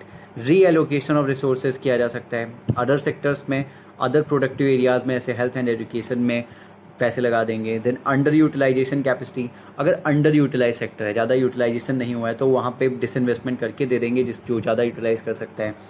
विड्रॉल कर सकते हैं आप, विड्रॉल करती है यहाँ पे government from non strategic sectors and जो बेकार पड़े हुए पब्लिक सेक्टर असेट्स हैं। ओके, यहाँ पे इंट्रोड्यूस करते हैं इसके जरिए competition and market discipline and depoliticise करते हैं नॉन एसेंशियल सर्विसेज को in the long run. Then यहाँ पे मेथड्स फॉर डिसइन्वेस्टमेंट दिए हुए हैं। इनिशियल पब्लिक ऑफरिंग, जब पहली बार कोई अपना शेयर देता है तो इनिशियल पब्लिक ऑफरिंग ये बोलते हैं उसे, राइट। ये ऑफर होते हैं of shares by an unlisted, जो अनलिस्टेड सीपीएससी होती है वो ऑफर करती है शेयर्स, या फिर गवर्नमेंट उसके शेयर होल्डिंग से या फिर उसके कॉम्बिनेशन से of both to the public for subscription for the first time, जिससे कि पब्लिक पहली बार सब्सक्राइब कर सके। ओके, एंड सेकेंड टाइम में उसके जो बच जाएगा उसके बाद देंगे तो फर्दर पब्लिक ऑफरिंग बोलते हैं। Okay, central public sector enterprise जो होती है वो ऐसी कंपनी होती हैं इन विच द डायरेक्ट होल्डिंग जो है सेंट्रल गवर्नमेंट की वो 51% या उससे ज़्यादा होती है, उन्हें हम बोलते हैं central public sector enterprises.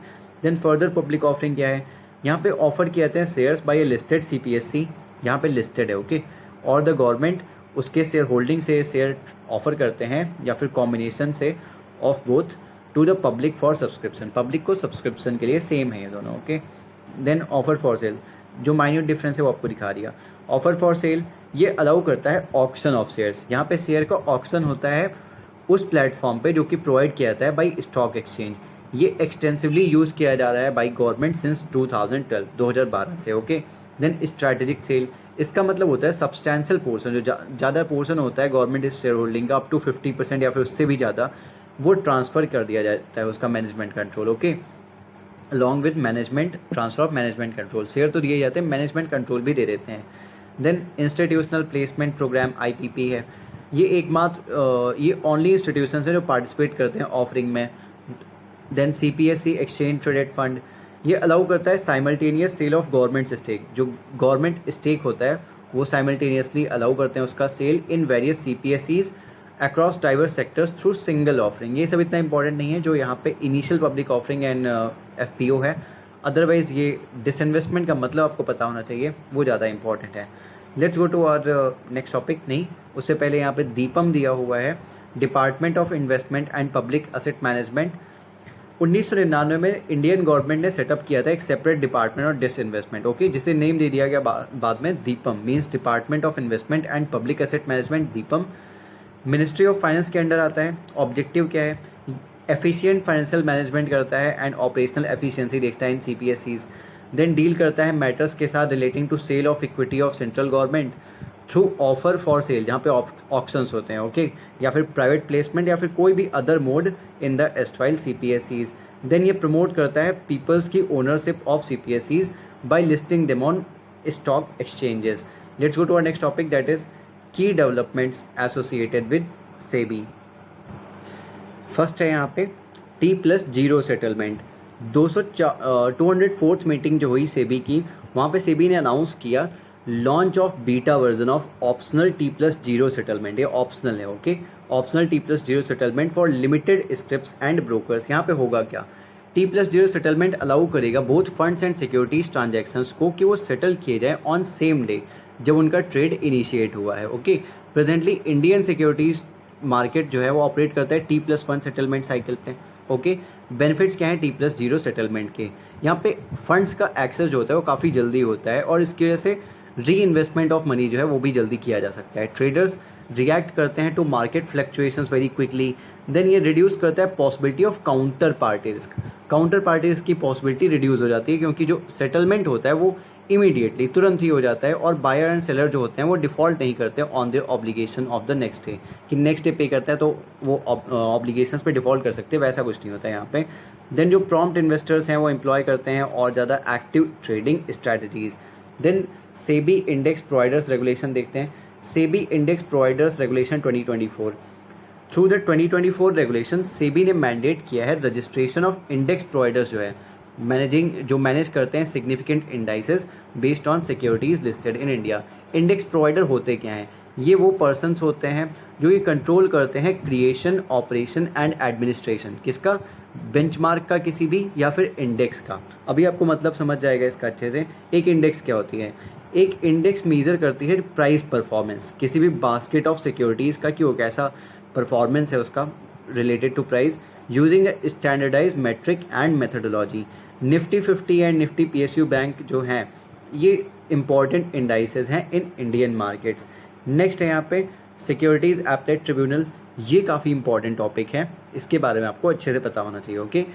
Absence of a full bench means जो फुल बेंच है वो सेट की हमेशा बैठ नहीं रही है, ओके, वो कैपेसिटी जितनी है उसके अपॉइंट ही नहीं हो रहे हैं। इज़ अफेक्टिंग फंक्शनिंग, ये अफेक्ट कर रही है फंक्शनिंग को किसकी? सेट की, जिससे कि डिले एंड डिसरप्शंस हो रहे हैं।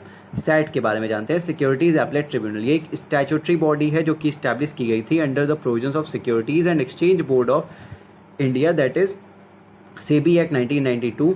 ये हियर करता है एंड डिस्पोज करता है अपील्स को अगेंस्ट ऑर्डर जो कि पास किए जाते हैं by SEBI.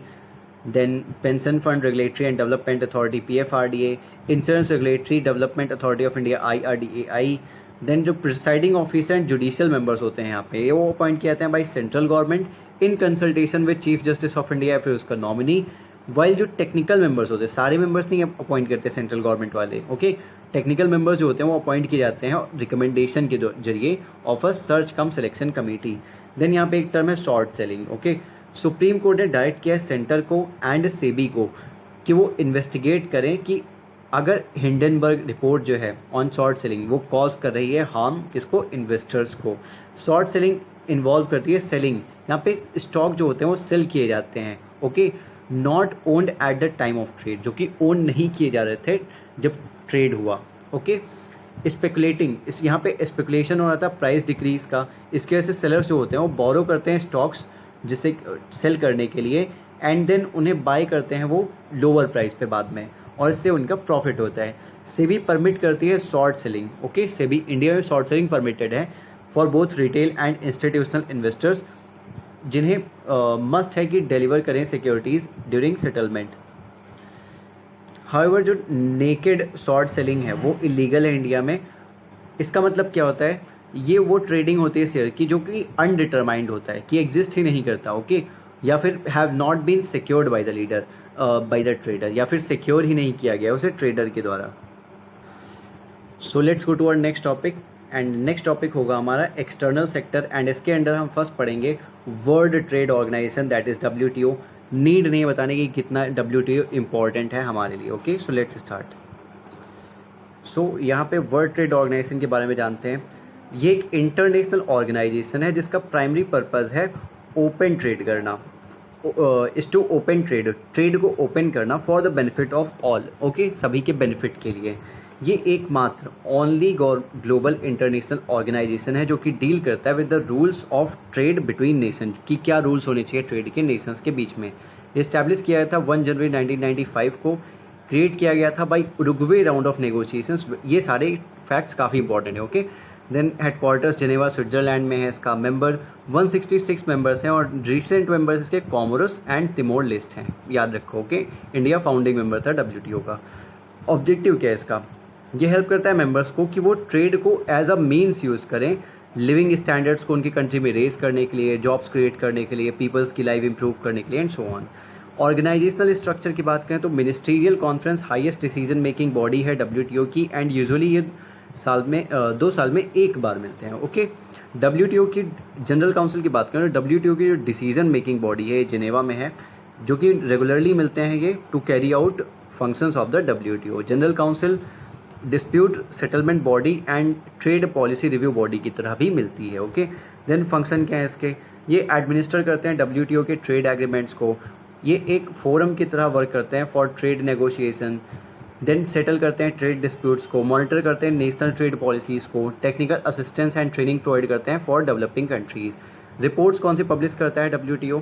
World trade report, world trade statistical review, global trade outlook and WTO annual report. ये याद होने चाहिए। ओके, देन की कंटेम्प्रेरी माइलस्टोन्स की अगर बात करें तो 2014 में रिवाइज्ड एग्रीमेंट जो था, the revised agreement on government procurement, ये फोर्स में आया था, इंपॉर्टेंट है। ओके, देन 2015 में कंक्लूजन हुआ था landmark $1.3 trillion information technology agreement का। देन 2017 ये मोस्ट इंपॉर्टेंट है, ट्रिप्स यहाँ पे फाइनलाइज हुआ था, trade related aspects of intellectual property rights जो हैं ट्रिप्स, ये एग्रीमेंट अमेंड किया गया था। ओके, जिससे कि पुअर कंट्रीज़ को ईज़ किया जा सके कि एक्सेस मिले उन्हें अफोर्डेबल मेडिसिन की। आपने कंपलसरी लाइसेंसिंग की वगैरह के बारे में भी पढ़ा होगा, तो वो भी यहाँ से रिलेटेड है। ओके, तो आप देख लेना एक बार। WTO का जो ट्रेड फैसिलिटेशन एग्रीमेंट है, कई बार टेस्ट सीरीज में आपने देखा होगा, ये भी 2017 में फोर्स में आया था। लास्ट 5 मिनिस्ट्रियल कॉन्फ्रेंस जो है ये कहाँ हुई थी? मिनिस्ट्रियल कॉन्फ्रेंस बाली में हुई थी 2013 में, ये 9th था। देन 10 हुई नायरोबी में 2015 में। 11th मिनिस्ट्रियल काउंसिल मीटिंग जो हुई वो ब्यूनस एयर्स में हुई 2017 में। देन मिनिस्ट्रियल कॉन्फ्रेंस मीटिंग जो है नंबर 12, ये जिनेवा में हुई 2022 में। 17 के बाद सीधा 22, क्योंकि बीच में कोविड था, आप सभी को पता है, राइट।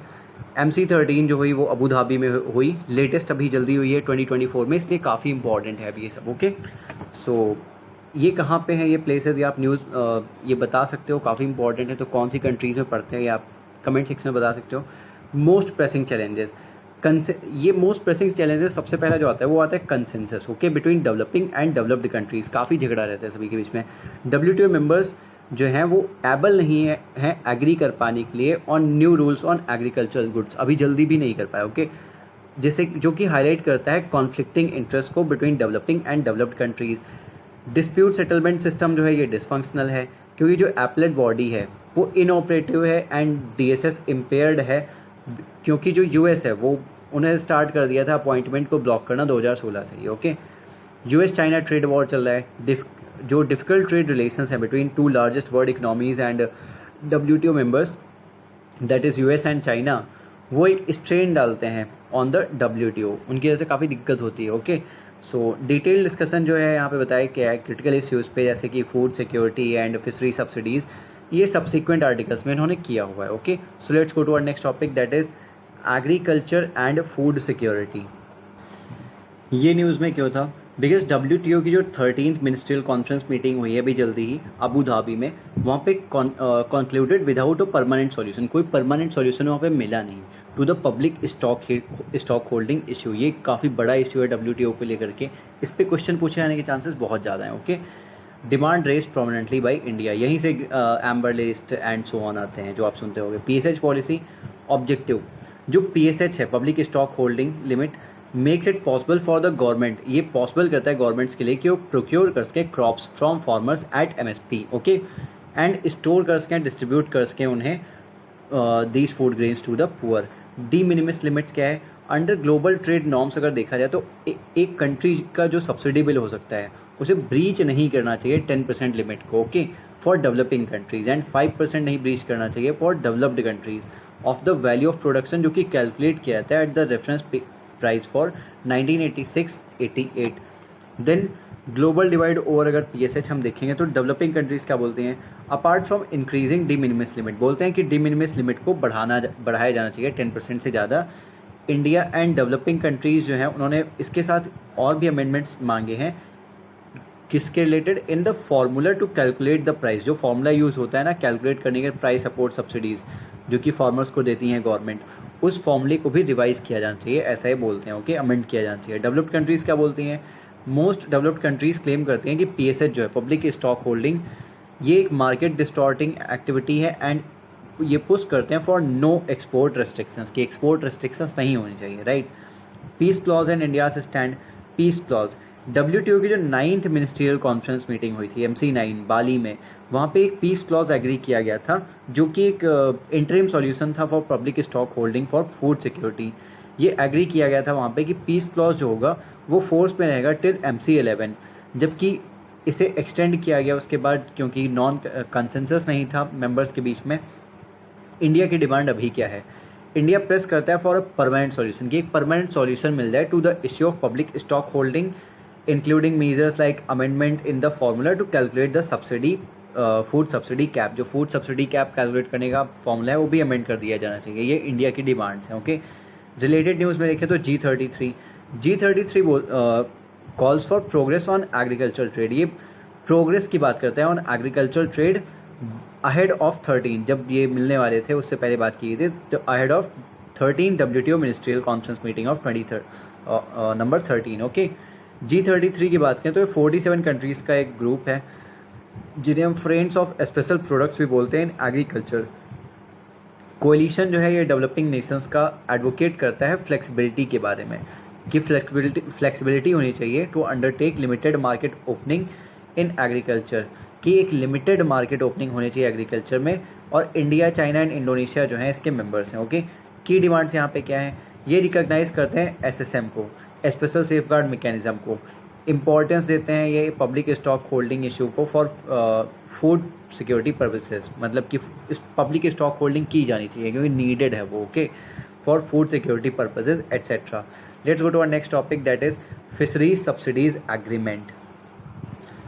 WTO की जो 13th मिनिस्ट्रियल कॉन्फ्रेंस है ended with no decision on finding a permanent solution. Again यहाँ पे परमानेंट सॉल्यूशन नहीं मिला regarding curbing fisheries subsidies that led to over capacity and over fishing. जो कुछ कंट्रीज़ हैं वो काफ़ी ज़्यादा फिशिंग करती हैं और वहाँ पे सब्सिडी भी प्रोवाइड करते हैं, बट उससे तो पॉल्यूशन हो रहा है, सस्टेनेबल फिशिंग भी नहीं है, उससे काफ़ी ज़्यादा इन्वायरमेंट को हार्म हो रहा है, तो वो रोकने के लिए यहाँ पे उस पर भी कोई परमानेंट सॉल्यूशन नहीं मिला, okay. WTO agreement on fisheries subsidies, Geneva package, सबसे पहले ये नाम याद रखोगे, ये अडॉप्ट किया गया था during 12th ministerial conference of WTO 2022 में, जो कि जिनेवा स्विट्जरलैंड में हुआ था under the Geneva package. M क्या है? ये कर्व करना चाहता था हार्मफुल सब्सिडीज़ को जो कि की फैक्टर की तरह देखे जाते हैं in the wide spread depletion of world's fish stocks, not in effect. अभी तक ये इफेक्ट में नहीं आया है क्योंकि एक्सेप्टेंस इससे चाहिए 2/3 ऑफ WTO मेंबर्स का for the agreement to come into effect. India part नहीं है इस एग्रीमेंट का, ओके। बेनिफिट्स क्या मिलेंगे? ये एक पॉजिटिव इफेक्ट डालेगा on the sustainability of marine fish, sustainability हो पाएगी क्योंकि अगर फालतू में सब्सिडी नहीं देंगे ओवर फिशिंग करने के लिए तो उससे पॉजिटिव इफेक्ट ही आएगा, right, on the sustainability of marine fish stocks and fisheries. ये कर्व करेगा सब्सिडीज़ को जो कि दी जाती है to illegal, unreported and unregulated fishing. ये प्रोहिबिट करेगा सब्सिडीज़ को to fishing on over fished stocks, prohibit करेगा सब्सिडीज़ को to fishing on the unregulated high seas. Then special and differentiated treatment की बात की गई है। Under special and differentiated treatment developing and least developed countries जो हैं LDCs एंड डेवलपिंग कंट्रीज़, इन्हें अलाउ है ट्रांजिशन पीरियड 2 years का from the date of entry into force of this agreement. जब ये एग्रीमेंट जो है जिनेवा पैकेज ये फोर्स में आएगा तो 2 साल तक ये कर सकते हैं, वैसा सब्सिडीज़ दे सकते हैं, बट उसमें इन्हें ट्रांजिशन कर लेना होगा, राइट। इंडिया की डिमांड क्या है? PPP एंड CBDRRC मतलब क्या है, polluter pays principle and common but differentiated responsibilities and respective capabilities. Countries जो कि हिस्टोरिकली प्रोवाइड करते हैं ह्यूज सब्सिडीज़, वो रिस्पॉन्सिबल भी हैं for depletion of fish stocks, उन पे ऑब्लिगेशंस ज़्यादा होने चाहिए based on polluter pays principle and common but differentiated responsibilities and respective capabilities. Okay, ये इंडिया बोलता है। मोरेटोरियम होना चाहिए on distant water fishing nations. India ने अर्ज किया है मेंबर्स को कि वो इंट्रोड्यूस करें एक moratorium on subsidies by distant water fishing nations, जिससे कि फ़िशिंग या फिर जो फिशिंग रिलेटेड एक्टिविटीज़ हैं beyond EEZ exclusive economic zone for a period of at least 25 years ये की जा सकें। Okay, then exception for developing countries and small economies होना चाहिए और इन्हें they should be free to provide subsidy, उन्हें फ्री किया जाना चाहिए कि सब्सिडी प्रोवाइड कर सकें, क्योंकि पहले से ही डेवलप नहीं है, राइट, तो सब्सिडी वो प्रोवाइड कर सकें for fisheries sector. Then related information में यहाँ पे दिया हुआ है draft ministerial declaration on cross border remittances. ये इतना इंपॉर्टेंट नहीं है, ये एक जॉइंट कम्युनिकेशन है from 4 countries India, Bangladesh, Nepal and Sri Lanka to the committee on trade and financial services CTFS। Committee on trade and financial services क्या है? ये एक सब्सिडियरी बॉडी है under the council for trade and services CTS under the WTO, that is world trade organisation. CTS responsible है for facilitating the operation of the general agreement on trade in services that is GATS and further करने के लिए इसके objectives को। Next topic हमारा होगा OECD। ये news में क्यों था? बिकॉज OECD ने रिसेंटली पब्लिश की एक रिपोर्ट जिसका नाम था breaking the vicious circles of informal employment and low paying work. ये नाम हमेशा याद रखने चाहिए, आपको थोड़े से ध्यान में रखने चाहिए, इंपॉर्टेंट हो सकते हैं, ऐसे पूछ सकता है UPSC। ओके, फाइंडिंग्स क्या थे रिपोर्ट की? मेजॉरिटी ऑफ वर्ड जो है वो एम्प्लॉय करता है पॉपुलेशन वर्क्स को in informal setting. Majority of जो वर्ड की एम्प्लॉयड पॉपुलेशन है वो इनफॉर्मल सेटिंग्स में एम्प्लॉयड है mainly. Okay, in household where जहाँ पे सारे फैमिली मेम्बर्स इनफॉर्मली एम्प्लॉयड हैं, चिल्ड्रन इनहेरिट करते हैं उनके पेरेंट्स की वल्नरेबिलिटीज़ को in the workplace. Policy recommendation की बात करें तो डबल बर्डन को अलिविएट करने की बात की गई है यहाँ पे। Okay, through skill development initiatives, education enhancement, social protection and recognition of essential low paid jobs. Encouraging formalisation को इनकरेज करने की बात की गई है इस पॉलिसी रिकमेंडेशन में through standard formalisation policies, ensuring adequate coverage and enforcement of compliance. Then यहाँ पे हम OECD के बारे में देखते हैं। इसका हेडक्वार्टर पेरिस फ्रांस में है। 1961 में फाउंड हुआ था। टोटल मेंबरशिप 38 मेंबर्स हैं इसमें, इंडिया इसका मेंबर नहीं है, याद रखो। मेंबर कंट्रीज़ जो हैं यहाँ पे वो डिस्क्राइब करते हैं उन्हें as committed to democracy and the market economy. Okay, Brazil, China, India, Indonesia and South Africa जो हैं ये इसके की पार्टनर्स हैं, मेंबर्स नहीं हैं इसके। Okay, OECD country and key partners जो हैं ये रिप्रेजेंट करते हैं about 80% of world trade and investment. Then purpose क्या है? स्टेटेड गोल जो है वो ये है कि इन्हें सेव करना चाहिए पॉलिसीज़ को, इज टू सेव पॉलिसीज़ जो कि फोस्टर करेंगी prosperity, equality, opportunity and well being for all. जो OECD है वो पब्लिश करता है रिपोर्ट वेरियस इश्यूज़ पे, जैसे कि life lessons from India, migrants in Asia, what skills for the future etcetera. ये काफ़ी इंपॉर्टेंट है, ये आपको ध्यान में रखना चाहिए। ओके, OECD से रिलेटेड इस ऑर्गेनाइजेशन के बारे में और ज़्यादा देख सको तो देख लेना। Okay, so let's go to हम नेक्स्ट टॉपिक पे अब नेक्स्ट लेक्चर में जाएंगे। यहाँ पे मैं ये एंड कर रहा हूँ जिससे पार्ट वाइज आपको जल्दी से प्रोवाइड कर सकूँ, काफ़ी लेट हुआ है ये, so sorry for that. And हम आगे से अब जल्दी लाएंगे वीडियो जिससे कि जल्दी से कवर हो सके। और अगर हमारा जो नेक्स्ट अपडेटेड मॉड्यूल होगा अगर वो जल्दी आ जाता है 8 से 10 दिन पहले एग्ज़ाम के, तो वो भी मैं कवर करूँगा इंपॉर्टेंट टॉपिक्स उसमें से। तो आप चैनल से बने रहिए एंड सब्सक्राइब कर लीजिए please. So thanks for watching, like share and subscribe in the case you liked it.